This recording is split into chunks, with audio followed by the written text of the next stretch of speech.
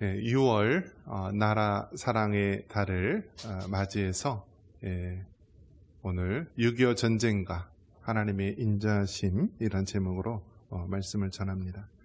한번 따라해 보겠습니다. 6.25 전쟁과 하나님의 인자심.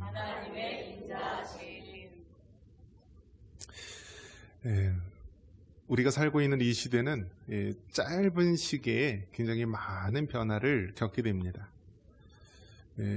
저의 부모님 세대, 할아버지, 할머니 세대는 전쟁을 겪었던 전쟁 세대였고요. 저는 이제 전쟁 이후의 세대, 전쟁 이후의 세대입니다. 그래서 전쟁 이후의 세대를 우리가 이제 베이비붐 세대라고 하는데요. 베이비붐 세대는 1953년 이후에 태어난 사람들을 1차 베이비붐 세대, 또 1970년도 이후 그쪽 태어난 사람을 2차 베이비붐 세대, 그렇게 대략 보고 있습니다. 그리고 요즘 나오는 세대는 무슨 세대죠?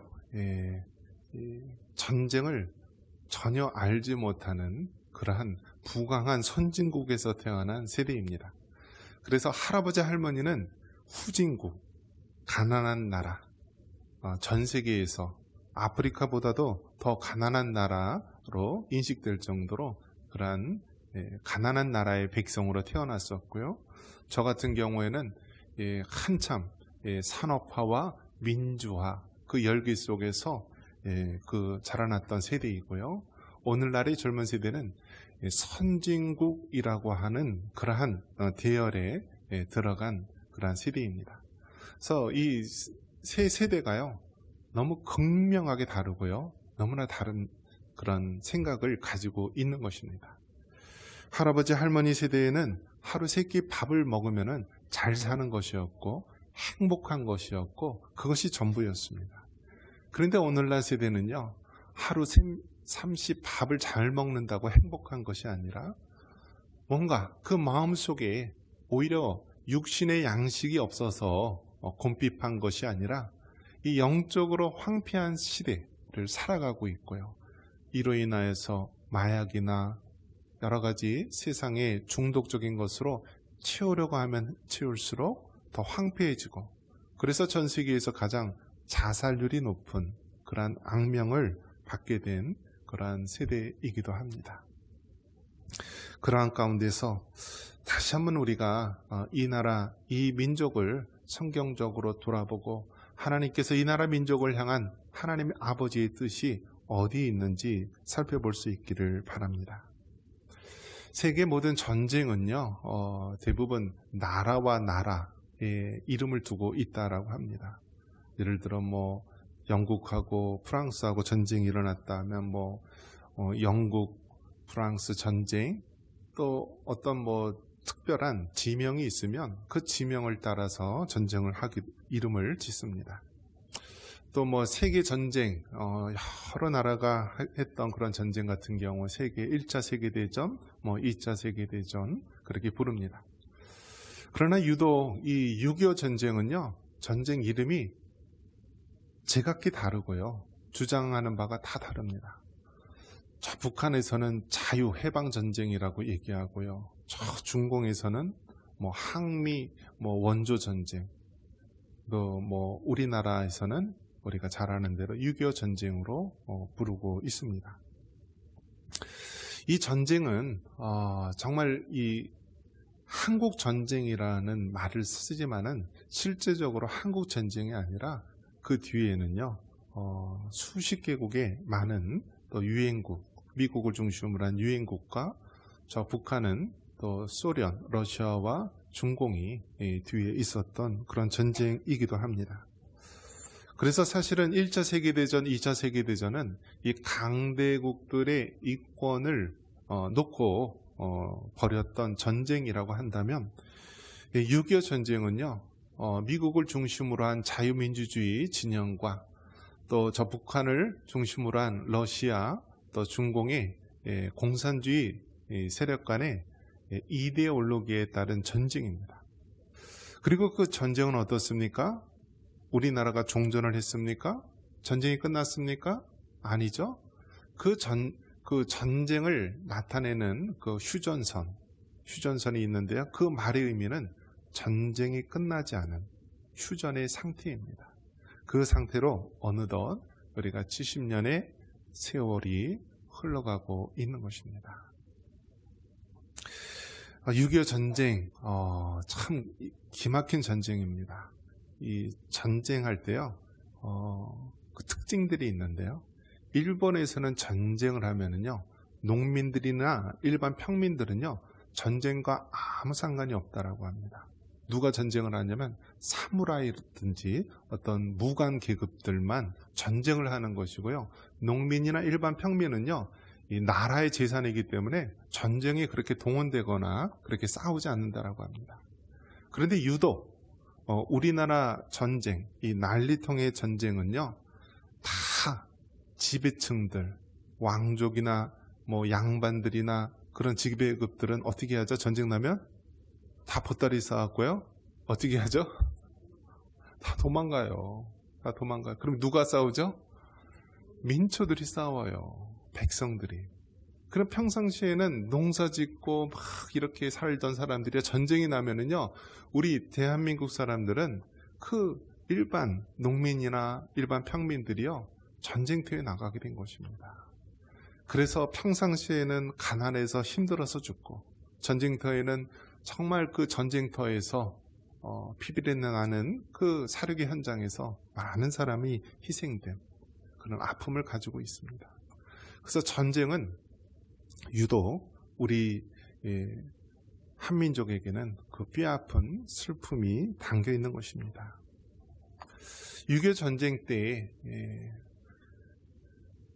우리 대한민국이란 나라는요, 우리는 반만년의 역사 또 5천년의 역사를 이야기하지만 세상이 바라보는 대한민국이라는 그 나라는 2차 세계대전이 끝난 1945년 이후에 1948년도 이제 선거를 통하여서 대한민국이라는 나라가 세워지게 됩니다.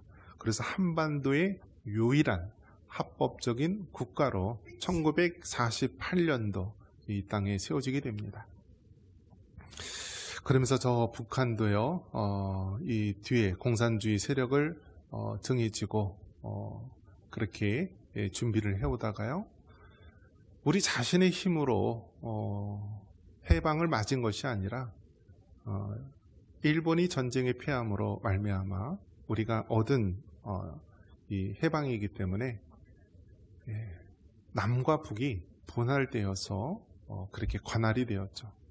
그래서 남쪽은 38선 이남은 미국을 중심으로 한 그러한 자유주의 진영, 또 북쪽은 저 러시아, 소련 중심으로 해서 그렇게 통치를 하다가 그 38선이 결국 6.25 전쟁이라는 그러한 것을 계기로 이제 그 이후에는 휴전선이라는 것으로 바뀌게 됩니다. 6.25 전쟁 때 보니까 북한이요, 얼마나 철저하게 준비를 했는지, 그 당시 러시아와 이 중공의 등에 업은 저 북한 김일성은요, 철저하게 준비를 했고요. 군사력으로 보면은 북한은 한 20만 명이었고 남한은 한 10만 명 그 정도밖에 되지 않는다라고 합니다. 그리고 북한에서는 소련제 지원을 받은 그 탱크 T-34 탱크가 242대가 있었는데 남한에서는요, 탱크가 한 대도 없었다라고 합니다.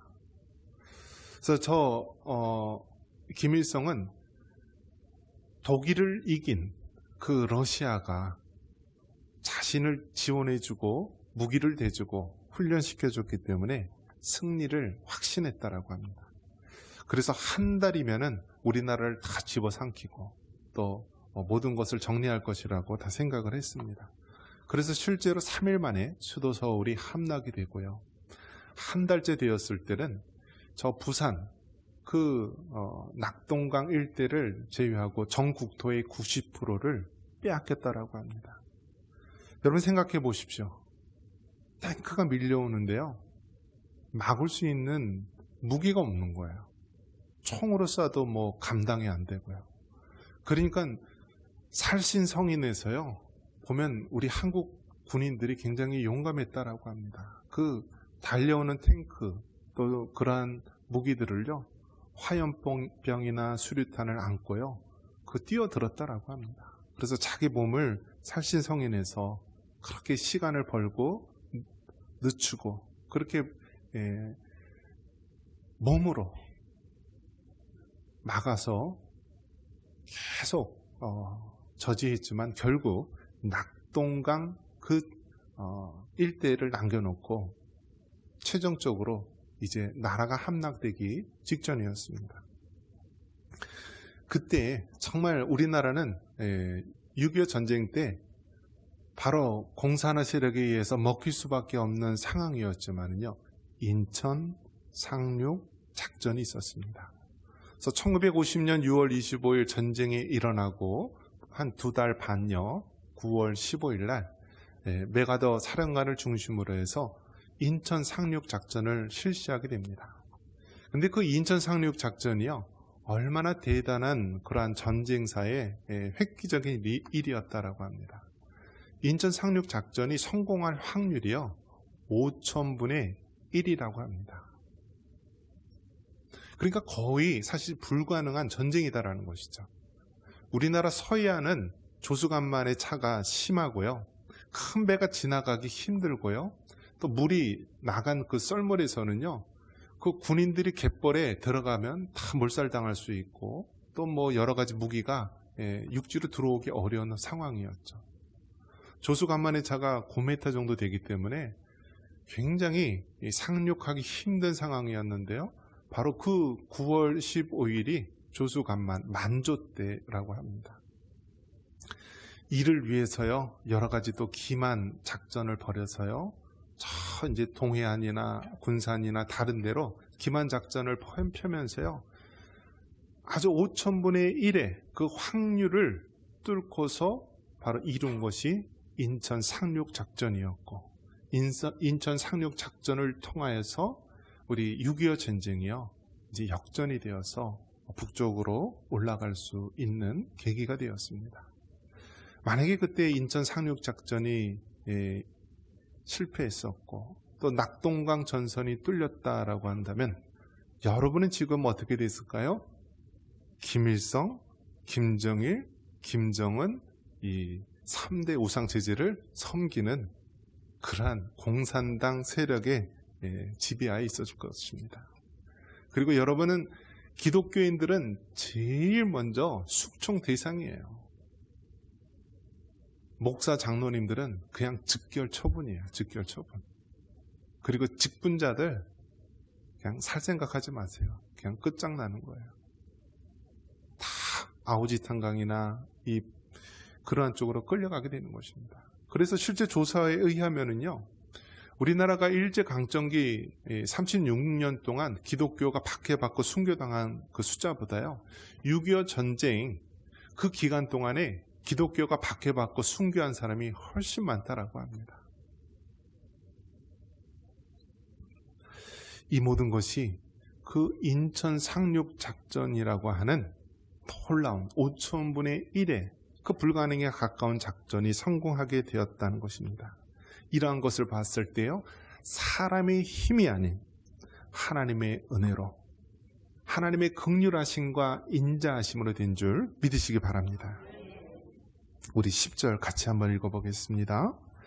여호와께서 나라들의 계획을 폐하시며 민족들의 사상을 무효하게 하시도다. 아멘. 하나님은 나라들의 계획과 민족들의 사상을 폐하시는 분이시다라고 말하는 것입니다.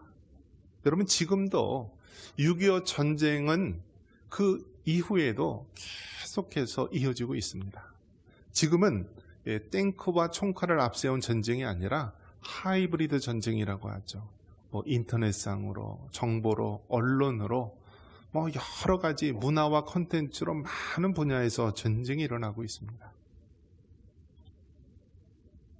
전 세계에서 가장 인구가 많은 나라가 어디죠?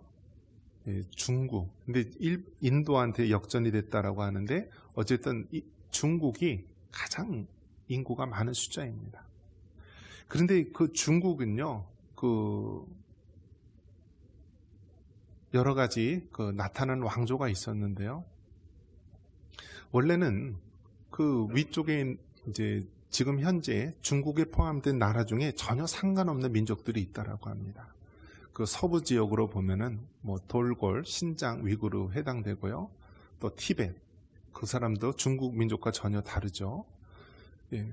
그리고 뭐 만주 쪽 이쪽에는 또 여진족 계열이 있었고 그런데요. 중국이 펼치는 것은요, 인구로 들어간다라고 합니다.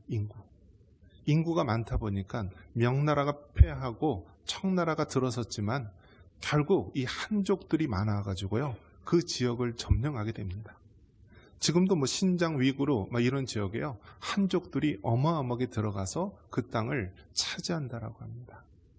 지금 우리나라에서도 다문화 사회이지만 가장 많이 들어와 있는 데가 중국이라고 합니다. 그리고 또 어떻게 되었나요? 이 대통령 선거는 아니지만 지방 자치지 선거를 하는데요. 그 선거권을 우리가 주고 있다라고 합니다. 그래서 지금 70여 년 전 땡크와 청카를 앞세운 전쟁은 아니지만 지금도 눈에 보이지 않는 그러한 전쟁이, 나라와 나라들 간의, 민족과 민족 간의 전쟁이 치열하게 이어지고 있습니다. 사람들의 계획을 가지고, 사람들의 사상을 가지고 끊임없이 전쟁을 일으키고 있습니다. 공산주의는 가장 인본주의적이고요, 또 하나님을 배격하는 그러한 사상입니다. 공산주의 사상의 근본이 되는 유물론 사상인데요, 이 유물론, 모든 것을 물질로 이루어진 것으로 보고요, 하나님도 부인하고 영혼도 부인하고 기독교 신앙도 부인하는 것이 바로 이 공산주의 사상입니다. 그래서 공산주의는요, 학문적으로 공부를 하면은 공산주의자가 되지만 그것을 삶 속에 겪어보면은요, 공산주의를 반대하는 반공주의자가 된다라고 합니다. 그래서 실제적으로 이 공산주의에 대해서 몸소 겪었던 그 북한에 있던 사람들이요, 이 공산주의 실상을 잘 알기 때문에 반공주의로 또 자유민주주의를 지켰던 역사를 가지고 있습니다. 여러분, 지금도 마찬가지입니다. 저 악한 무리들은요, 철저하게 이 나라를 공산주의 적화하기 위해서 이제는 어떻게 접근을 하냐면요, 모든 계층, 분야별로 진출을 하게 됩니다. 그래서요, 사법고시 또 여러 가지 그러한 제도를 통하여서요, 검사, 판사, 변호사라든지 또 정치, 국회의원이라든지 그런 쪽에 수십 년 동안 전략을 가지고 진출해 있어서요, 이제는 뭐 마음 놓고 김일성, 김정일, 김정은을 찬양하는 그러한 시대가 된 것입니다. 이러한 가운데서 언론은 얼마나 편파 보도 속에서 이제는 공공 언론의 가치가 무너지고 있고요, 그나마 유튜브나 몇몇 소셜미디어를 통하여서 정확한 정보가 전달되고 있는 시대가 되었습니다. 이러한 가운데 우리는 70여 년 전 6.25 전쟁은요, 아직도 눈에 보이지 않는 그러한 전쟁이 이루어지고 있음을 깨달아야 합니다. 그러한 가운데 하나님께서 이 나라 이 민족을 향한 하나님의 놀라운 뜻이 있는 줄 압니다. 12절 한번 같이 한번 읽어보겠습니다. 12절입니다. 여호와를 자기 하나님으로 삼은 나라 곧 하나님의 기업으로 선택된 백성은 복이 있도다. 아멘. 한번 따라해 보겠습니다. 여호와를 자기 하나님으로 삼은 나라 복이 있도다. 여러분, 여호와를 자기 하나님으로 삼은 나라, 그 나라가 복이 있는 것입니다. 가장 중요한 것이요, 우리가 예수님을 구주로 믿고 하나님의 백성이 되었다는 사실이 가장 중요하고 이게 가장 큰 축복인 것입니다. 여러분, 이 베네수엘라라든지 뭐 이란이라든지 그런 나라들의 특징이 무엇이냐면 원유, 석유가 세계 매장량 1위, 2위를 다투고 있습니다. 그런데 그 나라 백성이 잘 삽니까? 그 나라 백성들이 행복하고 평안합니까? 그렇지가 않은 거예요. 저 아프리카 땅에 가면은요, 야자수가 널려 있고요, 날씨도 온화하고 가만히 있어도 그냥 야자수 먹으면서 살 수 있는 나라, 평안한 나라도 많이 있습니다. 근데 유독 우리나라는 어떻습니까? 여름에는 너무 더워서요, 막 습도도 올라오죠. 영상 30도, 40도까지 막 올라가는 날씨죠. 겨울에는 얼마나 추운지, 우리 연천 철원 지역 막 영하 25도, 30도, 저 북한 지역에는 영하 50도, 굉장히 추운 땅이죠. 이렇게 살기 힘든 땅, 척박한 땅입니다. 농사를 지어도요, 다른 동남아 쪽이나 이런 데는 1년에 2모작, 3모작을 하면서 풍성하게 쌀이 나옵니다. 그런데 우리나라는 농사를 지어도요, 지을 수 있는 땅이 제한되어 있고요, 먹을 양식이 없어요. 보릿고개로 기근을 겪어야 했던 나라입니다. 그렇게 가난한 나라. 또 주변에는 어떻습니까? 주변에는 다 깡패 같은 강대한 나라가 우리나라를 호시탐탐 누리고 있습니다. 러시아나 중국 같은 그러한 대륙 세력은요, 해양을 진출하기 위해서 늘 조선이나 이 한반도 이 땅을 짓밟고 갔습니다. 일본과 같은 해양 세력도요, 대륙으로 진출하기 위해서 늘 조선이나 우리 이 한민족을 수탈하고 짓밟고 갔습니다. 이렇게 가난하고 지정학적으로 너무나 안 좋은 상황 가운데 있는 이 나라 민족이지만, 우리에게 유일한 감사와 희망이 되는 것은 무엇이냐? 바로 하나님의 복음이 이 땅에 심겨진 줄 믿습니다. 이것이 우리에게 가장 큰 축복이요, 가장 큰 희망인 줄 믿습니다. 여러분이 자녀를 사랑한다면요, 물질적인 거나 다른 거 도움 주는 것도 필요하겠지만, 그것은 잠시 있다가 사라지는 거예요. 가장 중요한 것은 바로 예수님 복음인 줄 믿으시기 바랍니다. 신앙의 유산이 가장 값진 것이요, 그 자녀들을 살리는 길인 줄 믿으시기 바랍니다. 우리 믿음의 선진들이 우리에게 준 것이 무엇이냐면, 비록 가난하고 환경적으로 살기 힘든 나라였지만 바로 예수님 믿는 바로 그 신앙이었음을 믿으시기 바랍니다. 1885년 이 땅에 언더우드 아펜젤러 선교사님을 통하여 복음의 씨앗이 심겨지게 되었고요, 이를 통하여서 정말 가난하고 수탈과 침략에 시달렸던 이 나라의 민족은요, 바로 예수님 안에서 희망의 싹을 틔우게 됩니다. 그리고 가장 극적인 그러한 역사의 변곡점이 됐던 것이 6.25 전쟁입니다.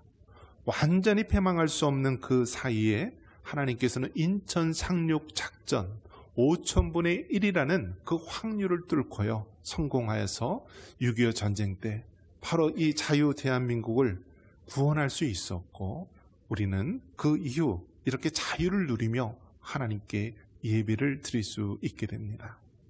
70여 년의 세월이 흘렀습니다. 남한은 자유민주주의 국가, 저 북한은 바로 중국과 러시아를 배경으로 한 공산주의 국가.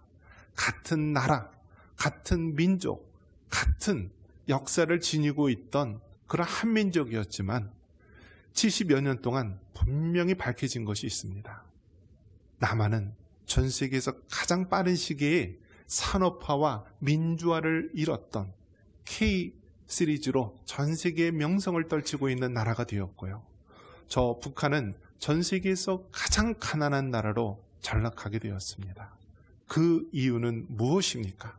오직 하나, 이 남한에서는 바로 예수님의 복음, 하나님을 예배하고 전 세계에서 미국 다음으로 선교사를 많이 파송하는 복을 주었고, 남한 땅에는 5만여 교회가 시골 방방곡곡에서 일시에 하나님을 예배할 수 있는 자유민주주의 나라가 되었다는 것입니다. 하지만 저 북한은요, 전 세계에서 가장 기독교를 박해하는 나라가 되었고요, 6.25 당시에 3,000여 개의 교회가 다 무너졌고, 봉수교회, 7곡교회 그 두 교회만 공산당 선전하는 교회로 전락하지 않았습니까? 바로 이 나라가 오늘 우리가 이렇게 된 것은 오직 예수님 복음, 신앙의 힘인 줄 믿습니다. 여러분, 지금 우리나라의 상황이 어떻습니까?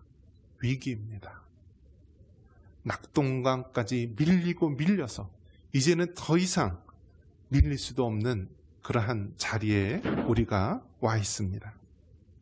이러할 때 우린 다시 한번 인천 상륙 작전과 같은 5,000분의 1과 같은 하나님의 놀라운 이적의 역사가 있어야만 하는 것입니다.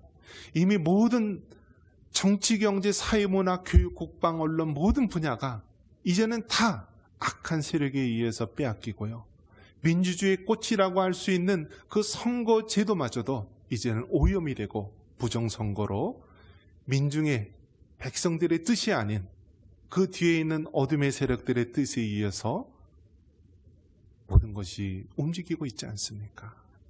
인천 상륙 작전, 그것이 있었듯이요. 우리 예수님 믿는 사람들이 다시 깨어서 하나님의 인천 상륙 작전이 일어날 수 있도록 기도해 주시기 바랍니다. 그러기 위해서 사람의 힘으로 안 된다는 것을 깨닫고 철저하게 하나님의 긍휼하심과 인자하심을 의지하면서 나아갈 수 있기를 바랍니다. 이것이 우리가 살 길이요, 이 나라의 민족이 하나님 앞에 사용받을 수 있는 길임을 믿습니다. 이러한 은혜가 있기를 주님의 이름으로 축원합니다.